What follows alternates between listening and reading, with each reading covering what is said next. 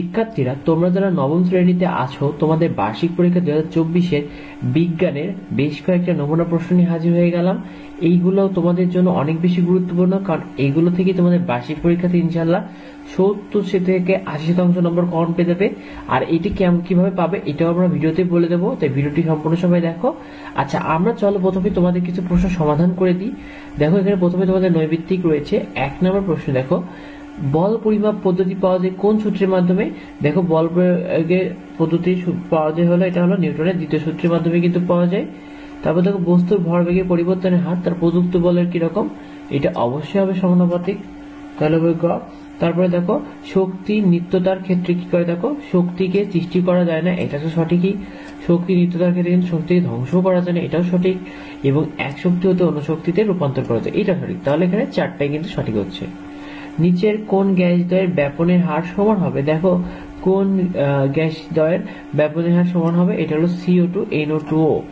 তারপর দেখো, পরমাণু কেন্দ্রের বাইরে কোন কণ অবস্থিত থাকে? পরমাণু কেন্দ্রের বাইরে কিন্তু সাধারণত ইলেকট্রনই অবস্থিত থাকে। পরমাণু সারণীর মূল ভিত্তি কি? দেখো শিক্ষার্থীরা, পরমাণু সারণীর মূল ভিত্তি কিন্তু ইলেকট্রন বিন্যাস। ওকে, তারপরে দেখো, তোমাদের একটি চিত্র দেওয়া রয়েছে 7 ও 8 এর জন্য। তো এটা বলতেছে এই চিত্রটি কিসের চিত্র? এটা হলো সাধারণত ডিএনএ চিত্র, তাহলে উত্তর হবে ক। তারপর এই চিত্রটিকে একে থাকে কি? দেখো, এটা এই চিত্রে যেটা থাকে সেটা হলো এটা পেঁচানো সিঁড়ির মতো থাকে, একে ডাবল হেলিক্স বলে এবং এটি দ্বিসূত্র। তাহলে এখানে সব করে সঠিক।